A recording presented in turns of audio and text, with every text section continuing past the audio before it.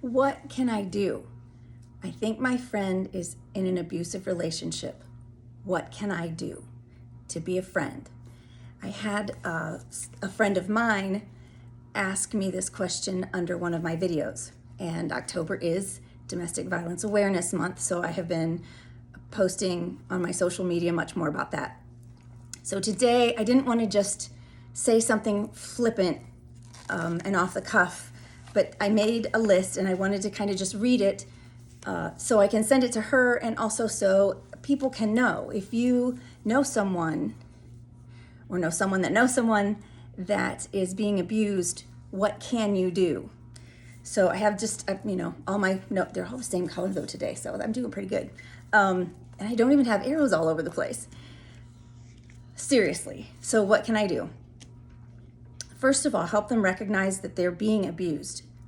Some people don't even know, depending on how they've been raised, depending on environments that they have spent their life in, and the ways that they've been treated, they may not even realize that they're being abused. So first off, help your friend recognize that they are in an abusive situation, and what they're experiencing is not normal.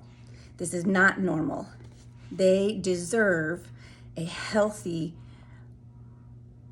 better, enjoyable, peaceful relationship. It's not their fault. That's so important. It's not their fault. And women in abusive relationships end up with that, well, it's my fault. And they've been told that by the abuser. Well, you made me do this, and if you hadn't done that, I wouldn't have done this. It's not their fault. Help them recognize that they should not be in the relationship, that it is abusive. They deserve a better, healthier relationship, and it's not their fault. It is never their fault. It's not their fault. It doesn't matter what they wear. It doesn't matter what they say. It's not their fault. Remember, God gives us a sound mind. We have the power to control our reactions. It's not the short skirt. It's not that sometimes we're irritable and we snap back. It's not that. The abuser has the power of a sound mind, and they can choose not to act and not to live in the manner in which they do. It is not your fault if you are being abused. Period. Acknowledge that they are in a difficult and a scary situation. Acknowledge it. It makes them feel seen. It makes them feel like they're not crazy. They are in a difficult and in a very scary situation. And oftentimes someone that's living in abuse, they're so stuck in fight or flight and survival mode that they don't even realize how scary and dangerous their situation is. And I just spoke about this to someone recently. I just didn't, the farther away and the more time and the more space and the more healing that I have, the more I realize how unbelievably frightening and dangerous the situation was. I'm going to talk way too long. I make a short list and then I just keep talking. All right. They are not alone. So it's not their fault, and they are not alone. Help them know that they are not alone. Be supportive. I'm going to say that probably a million times. Listen. Just listen to listen. There are going to be so many things that you just don't get, that you don't understand why, and you're going to get angry and you're going to want to protect your friend. Just sit and listen. Sometimes they just need to cry, or to be angry, or to vent, or to say whatever, or to scream, or to just be silent. Just be present, be supportive, and listen. Don't judge, don't demand, don't criticize, don't try to fix it. Please don't belittle. Why don't you just leave? Belittling. Why don't you just leave? And they get so much, they're belittled so much. The life is sucked out of them so much in the relationship that to get it from someone else, even though you are well-meaning, it is proving the point that the abuser's always making, that she's the crazy one, that she's not worth anything, that she doesn't have any friends because of she's this and she's that. and don't ask, why don't you just leave? If it was that simple, we would all just leave. I don't know if this is a place to say that, but well, why don't they just leave? I think it kind of goes into this next one. A lot of times, leaving in our minds, in someone that's being abused, in your mind and in your nervous system, it's safer to stay than to leave, because as long as you're with the abuser, you can kind of read their moods, you can kind of tell what's coming, what's happening, you know how to act, how to react. Once you leave, it becomes so much more dangerous. And that is the time, in those first several months after someone leaves an abuser, is the highest rate, the highest time for them to be killed by their abuser. It is so dangerous right after you leave. And it's so frightening just in your insides, because you don't know where they are, you don't know what they're thinking, you don't know when they're going to show up, you're always looking over your shoulder. So it's just not as simple as, why don't you just leave? And to go along with be supportive and be present, be available. They will leave and they'll go back. And they say the average is 7 times. I went back so many more times than 7. We'll leave and we go back. And yeah, everybody's like, that's so stupid. She was out of it. She was gone. She left. I thought she left. I thought she was done with all that. She said she was never going back. And there she is going back. It doesn't make sense. I know. But she will leave, hopefully, if and when. She will leave and she will go back. Many times. There are so many reasons why they stay. And I just talked a little bit about some of that. Don't stop including, don't stop inviting your friend. Abusers isolate. They isolate us from family, from friends, and little by little, it just happens because we're frustrating to our friends. Our friends don't get it, and they worry about us, and they're scared for us. And I have one super good friend still to this day, and she, once I finally left and got help, and who knows, maybe it's while he was in jail. I don't know, because I went back after he got out of jail, because, we do.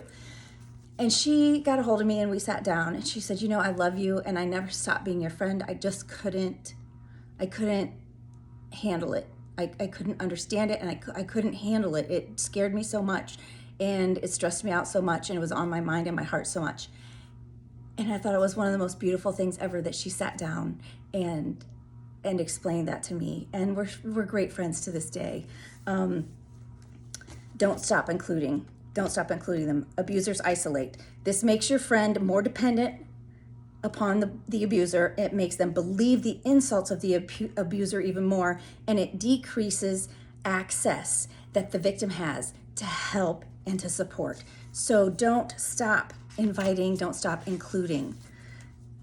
This is so important. Do not message, text, voicemail, anything about the abuser, their situation, anything like that. The abuser most likely has access to all accounts, all forms of communication. And this would happen to me. Somebody would reach out through Messenger, and they would start talking about the abuser or about the situation, or things that they had seen while we were out. And my abuser had access to everything.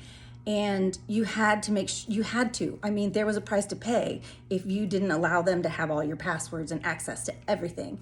So when you communicate, do communicate, but don't talk about the abuser. Don't talk about, what you saw them doing in anything like that. That's something, if you need to talk to the victim and you're afraid that might be happening, then say, hey, can we meet up for coffee or whatever, so that you can do that. But be very careful about what you're texting and messaging the person in the abusive situation. Please don't disappear, but be aware of anything that could set off the abuser. If and when they end the relationship, if and when, always say when they end the relationship, it's the most dangerous time. Be there for them. Be patient and be understanding. Tell them to take pictures, take videos, and send them to you or someone they trust to keep them. And then she needs to delete everything for her safety. So somebody needs to be in charge of holding on to and keeping pictures and videos. He had a habit of breaking my phones. So my videos, my pictures, he would erase them, he would break phones and they would disappear. So I have some, but most of the abuse that happened to me disappeared when my phones got broken and I didn't have someone that kept them for me.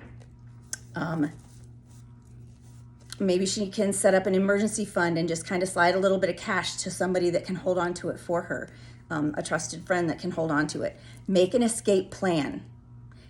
Including a code word that she can text to you, to a friend in an emergency. Share a location when it's possible and when it's safe. Be prepared to save her pets. Abusers that's one thing that they will use to keep a victim. They will abuse the pet, or they will threaten abuse of the pet, and so then we stay.